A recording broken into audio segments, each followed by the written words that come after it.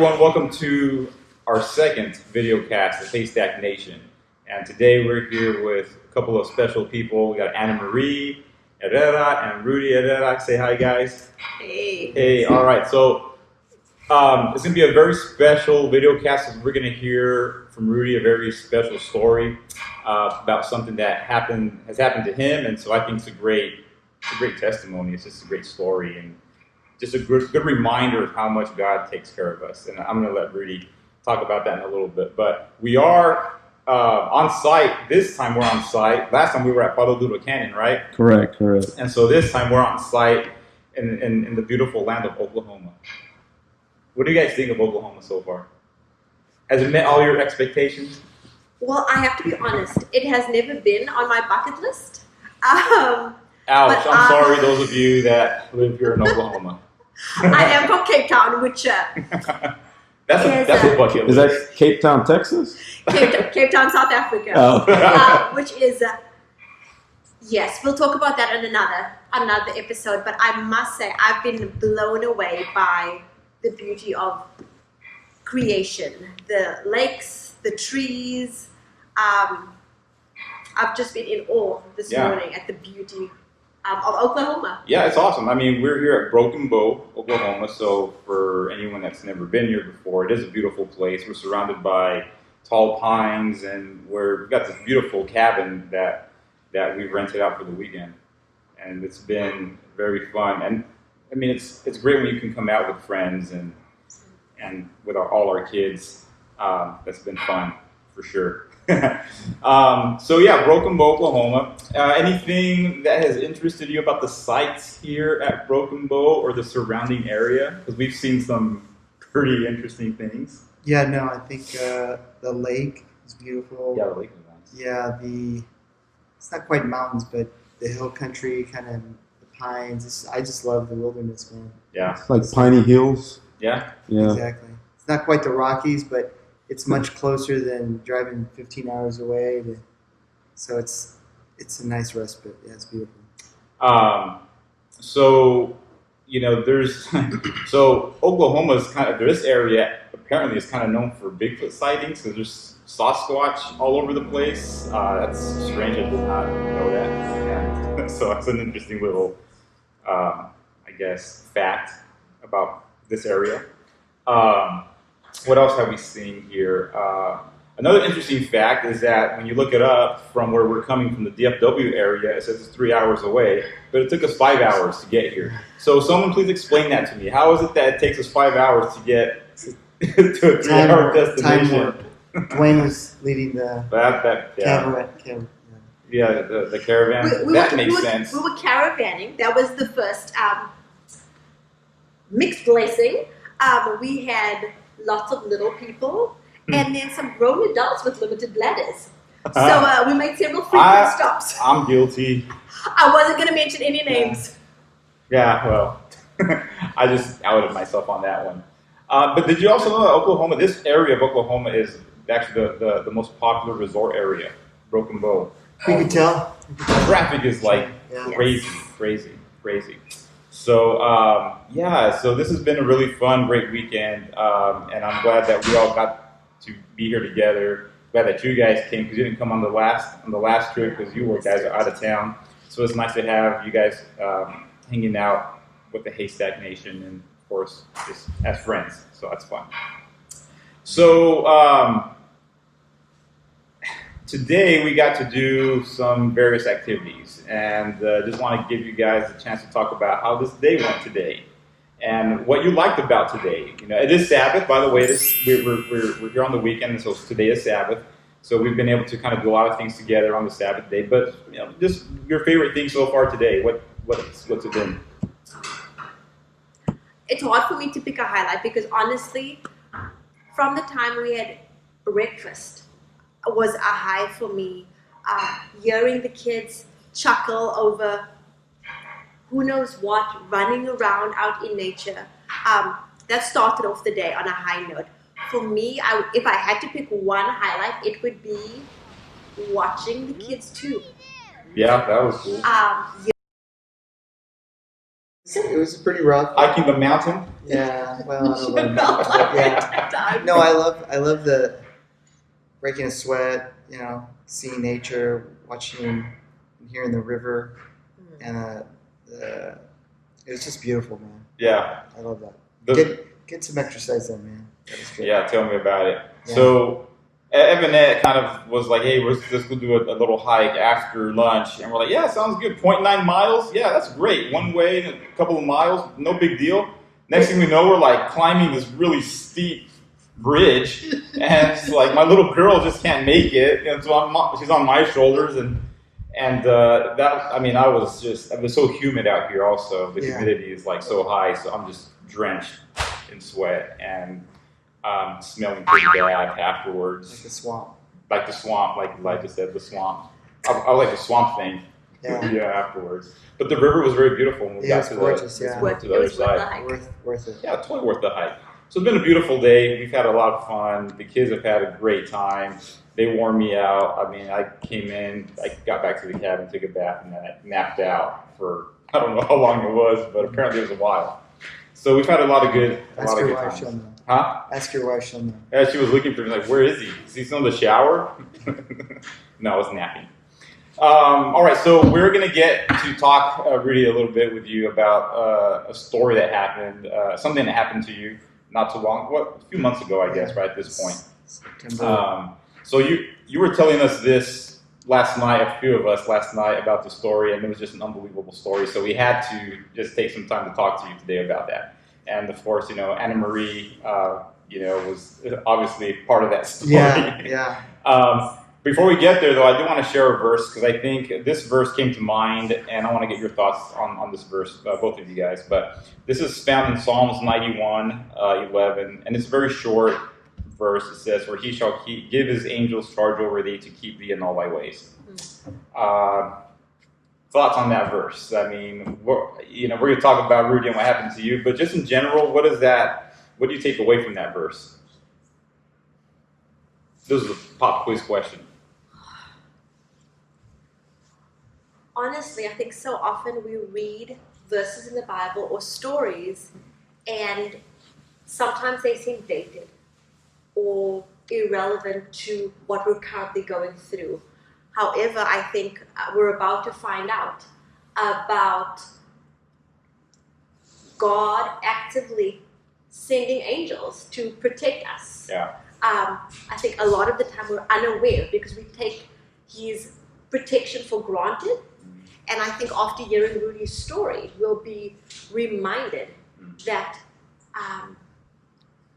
we have angels that are constantly working to keep us safe. Yeah. I think even in this time where there's so much panic, anxiety, and fear about all the things going on, right? I mean, it's good. It's reassuring to know that, Yes.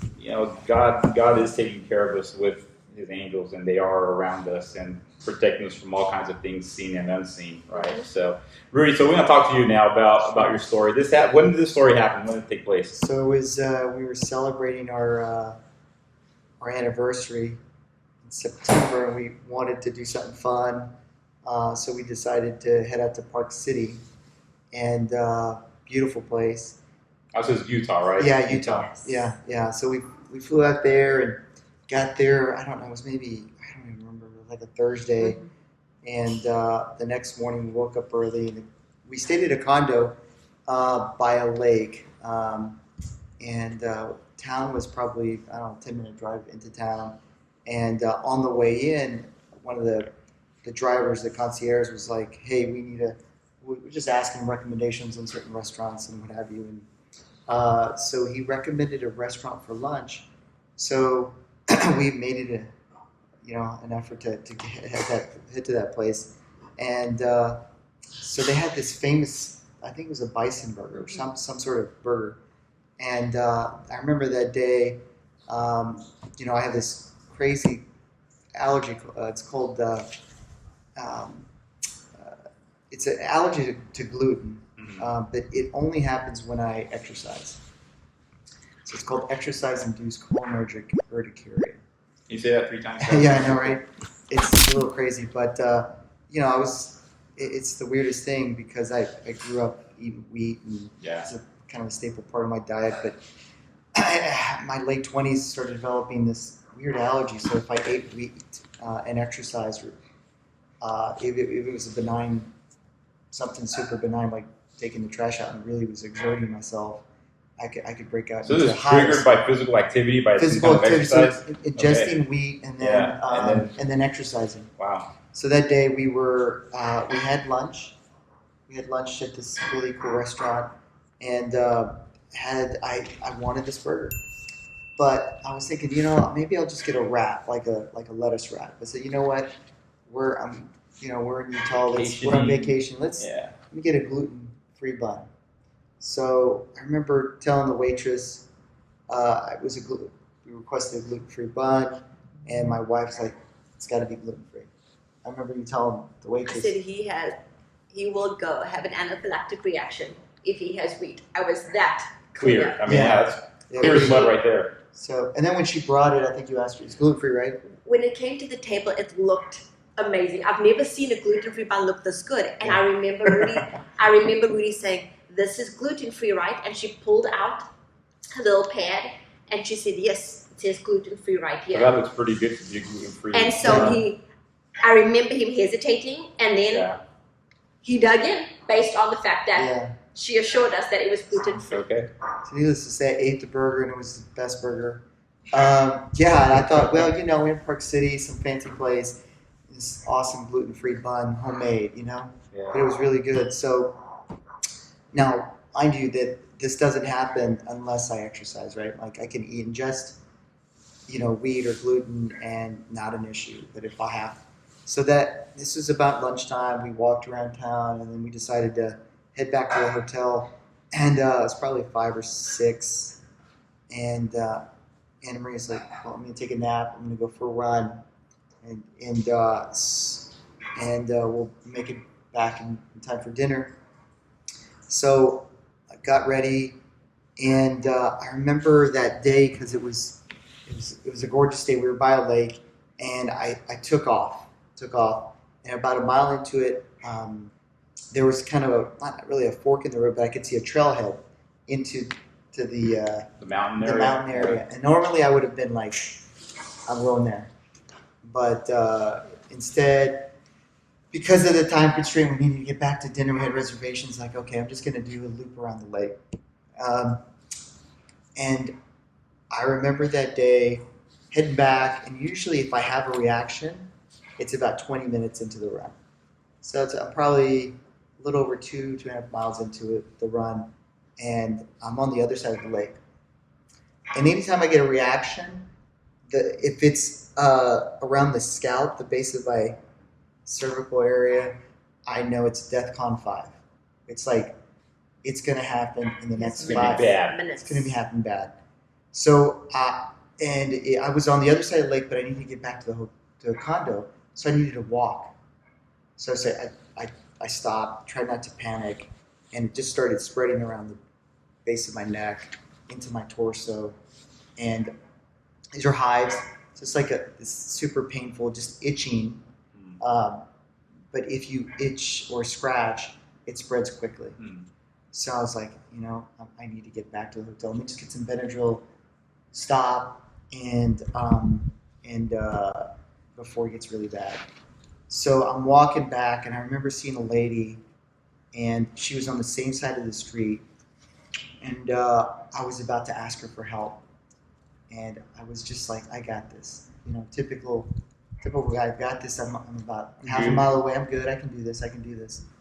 And during this time, I could feel like my breath accelerate. I mean, these are kind of signs of like hypotension. You lose your blood pressure and your accelerated heart rate, and the hives are spreading.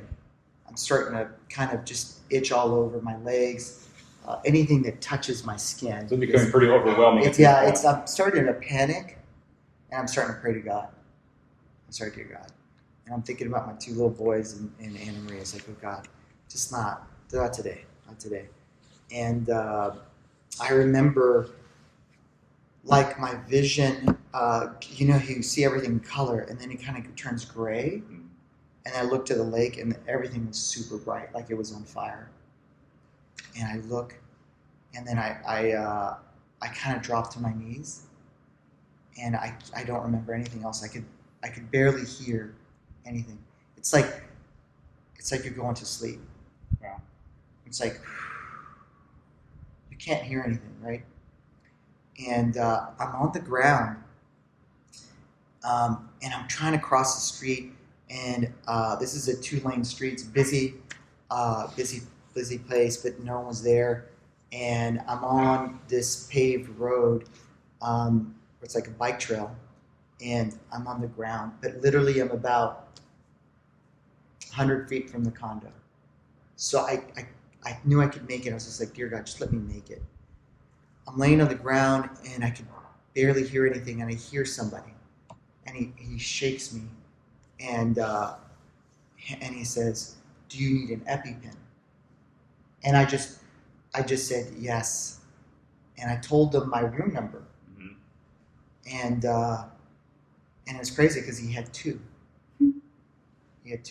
Like, who carries 2 EpiPens just randomly down the street? Yeah, no, I don't even know. Not even Rudy, who has this reaction. Yeah, Right. I know it's crazy because, and I could hear him like saying things to me, but I couldn't hear what he was saying, and so I just remember giving me a shot in my leg, and the next thing I know, I hear the ambulance, fire department. The next thing I kind of faintly hear Anna Marie, and I hear kind of a panic in her voice, but I still can't see.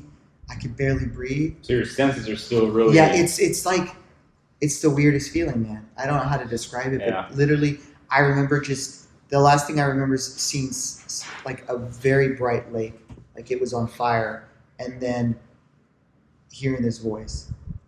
He's like, hey, you okay? Do you need an EpiPen? And And it's just crazy because who asks that? You know, I mean, who has the awareness and the... I mean, I probably look like Yeah. a red tomato. I don't know what I looked like, but I looked pretty scary. Yeah. And I knew that, I'll let you take it from here, because the last thing I remember, when I could see or hear like a little better than what I was doing, my pressure was probably 60/40. Man.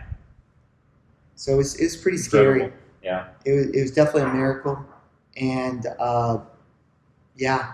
So when you told us this last night, Dwayne and I were there, and we're just like, dude, that was an angel. I mean, what are the chances of just some random person, you know, finding you at that moment when you're having this reaction, and then having an idea, first of all, what's going on? Because, you know, most people would be like, oh, what's happening with this person? Yeah. Yeah, but having the awareness to say, yeah. this is what you're probably going through, and I have 2 EpiPens, and here you are. I mean, Yeah. has that crossed your mind that it was an angel? No, or? I mean, definitely. I Yeah. mean, I was, it was probably the scariest point in my life. I've never really shared that, but I was like, I need to find this person or this angel, or I just, it was pretty scary. I don't know. So, Anna Marie, you said that after all this was happening, you attempted to also find the person that, you know, helped Rudy, and what happened? So I was in the hotel room, and the phone rang, which I wasn't going to answer because we'd given no one the hotel number. Our mom, Rudy's mom, had our cell phone number, so I wasn't expecting anyone to call on the room phone. And I answered, and the receptionist was very calm, and she said, your husband would like to see you.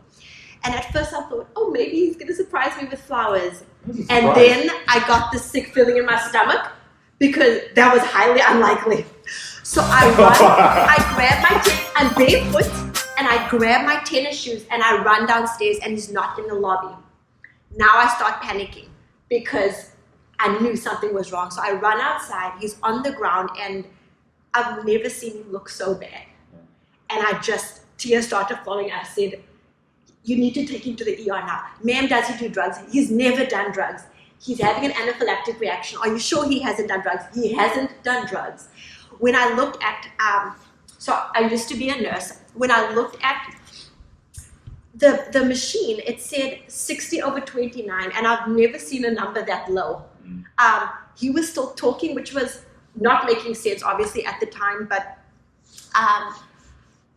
he was coming in and out of consciousness saying, I know what, don't take me to the hospital, I just need fluids and Benadryl. And I looked and I said, let's just recheck his blood pressure and then we'll decide. And we rechecked his blood pressure and I think it was 60/40. I said, can you start an IV or do I need to? And they said, he has to consent. And I said, take him to the hospital. We started an IV and took him to the hospital. And for those of you who aren't in the medical field, 60/40 is not compatible with life for very long. And this was after the EpiPen. So I cannot, there is no logical explanation to why he is still alive other than the fact that God has a purpose for him. Because that epinephrine will increase your blood pressure and increase your heart rate. And when, after having received this, his blood pressure still was not sustainable for life for a very long period of time. And yet, they were able to get him to the hospital. They let me ride inside of it, and I sat there, and I was just in shock for the longest time. And as he lay there, I started thinking, this could have been the end. And when I got to the scene, I kept trying to find this person who had come to notify me that he was on the side of the road. And the other thing is, it's a miracle that he even remembered our room number. With a blood pressure that low, there is no way you can consciously think of information. Go find my wife, she's in this room. And so I tried, right before the ambulance took us away, I tried to find this stranger, and I couldn't find him. And at the time, it didn't even hit me. As I say, I was still in shock. But as I sat there in the hospital room, I thought of that verse, and I thought, he got to meet an angel. And I went back to the hotel to try to find this, to get the description of this person. All you could say was he was a man. And to this day, we haven't been able to find this man because I'm sure you'll meet him one day. I hope so. Yeah. I sure hope so. So it's just incredible on many levels, because you have the miracle of the person actually being there at that right time, at that right moment. But then you also have the miracle of just the biology of the body, right? I mean, the physical part. That so many things, like you said, thinking about it. I mean, the blood pressure that low, but yet the consciousness to say, hey, my room number is such and such, and so there's obviously something there also that had a lot to do with keeping Rudy physically. And honestly, I don't remember if I said that or not. I can't. I just remember, the last thing I remember is the bright light, bright fiery light, like on the lake, and just feeling peaceful, and then just hearing background noise. Yeah. Wow. Incredible, man. Well, that's an incredible story, and you told us last night, and we both, Dwayne and I, were in agreement that it had to have been an angel. At least someone got appointed at that moment to say, you need to be there at this time and give this person, this medication, this shot. So, just thankful, man, that you're here. I mean, and that you're here with your family, with your wife, your kids. That you were here to be a lifeguard for today for all our kids while they were in the lake. So yeah, we're all thankful to God that He brought you through that that's a very frightening situation. Helpless. I mean, you're helpless at that point. It's like it's either I'm going to die or someone's going to help. I mean, there's no. Yeah. I mean, I don't know what would have happened if I would have gone up that trailhead. Yeah. We know. Yeah. I mean, what's amazing too is that he called out to God. That's what he, at the moment, thought of. Yeah. No, yeah. And God answered his prayer. He sent someone to help him. Yeah. At just the right time. And I think you talked about timing. So often we ask the question why. We'll ask for specific things, and sometimes it's an immediate yes, sometimes it's a no, sometimes it's a wait. And we as humans, we question an almighty God who is all-knowing and who has a panoramic view of life. Yeah. And yet we who live life looking through it as though we're looking at life through a keyhole, and yet we question God who's got this panoramic view. But that's yet another reminder that God is never late. Right. Yeah. He's always on time. Yeah. He's always on time. I think the verse says, I mean, he sends his angels to keep charge over us. And in all our ways, whatever we're doing, anywhere we're going, on a trail, on a run, on a hike, on the lake, wherever we are, I know there were moments today where we experienced a little bit of the kids, having some moments out there on the lake. And it's Yes. like, it just kind of throws you off. And so God's always there to take care of us. So, man, thanks for sharing that story, Rudy. Thanks, Anna Marie, for, joining us. You heard it here first on Haystack Nation. Never been shared before. It's an exclusive. TMZ, eat your heart out. So, but thanks, guys. Appreciate you guys so much. And we're so thankful to have you guys as friends. So, Absolutely. I mean, it's these kind of testimonies too, man, that we need to hear of in these uncertain times. And we have to be able to put our trust in the Lord, man, and know that He's going to be there for us even in these very difficult times. I mean, when you're helpless, like you said, Yeah. I think we'll be experiencing more of those things with all the things happening in the world, and just a lot of people feeling that hopelessness and helplessness. And I think we will experience God's interventions in many other ways, and you just experience the very, firsthand what that's like. Yeah.